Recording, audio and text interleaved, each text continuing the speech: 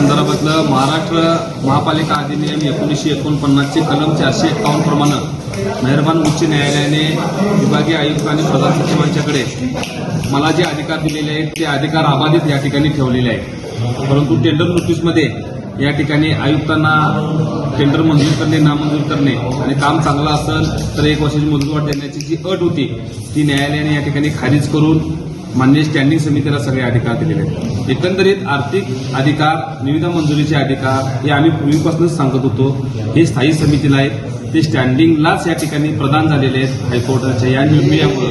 आणि सभा कायदेशीर काय बेकायदेशीर आणि ठराव क्रमांक 172 हा बेकायदेशीर काय याचा निर्णय विभागीय आयुक्तांच्याकडे या ठिकाणी 451 प्रमाणे चालेल।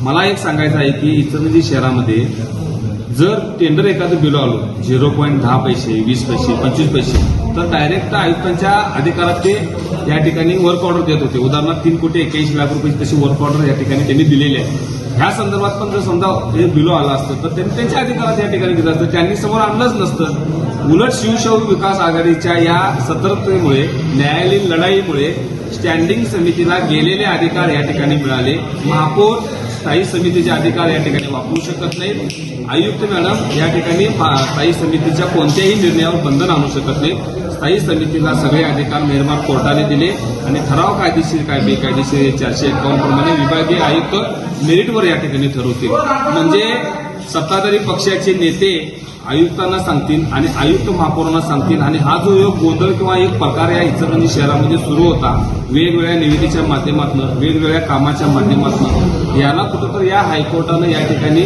स्थगिती दिलेली आहे, याला कुठंतरी चपरात बसलेले असं म्हणावं लागेल। आणि मला सगळ्यात शेवटचं सांगायचं आहे की हळवंकर साहेबांच्या स्टँडिंगच्या सदस्यानं की हे अंदाजपत्रक चुकीचं आहे, हे अंदाजपत्रक फुगवलेलं आहे, या अंदाजपत्रकामध्ये प्रचंड भ्रष्टाचार आहे, या अंदाजपत्रक वेगवेगळं करावं आणि याचं वेगवेगळे झेडवर वेगवेगळ्या हिशोबाने हे टेंडर या ठिकाणी शहरामध्ये काढावं प्रसिद्ध करावं अशी त्यांची पूर्व मागणी होती। त्यांनी स्थायी समितीला ते नामंजूर केलं, विशेष सभा महापौरांनी काढली, त्याच्यावर त्या ठिकाणी बहिष्कार घातला।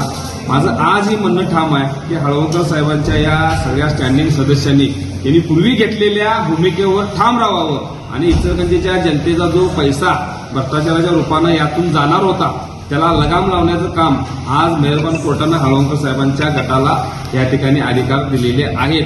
त्यामुळे पूर्वीच्या निर्णयावर त्यांनी ठाम राहावं असं आमचं या ठिकाणी तुमच्या माध्यमातून या ठिकाणी त्यांना विनंती आहे, आव्हान आहे।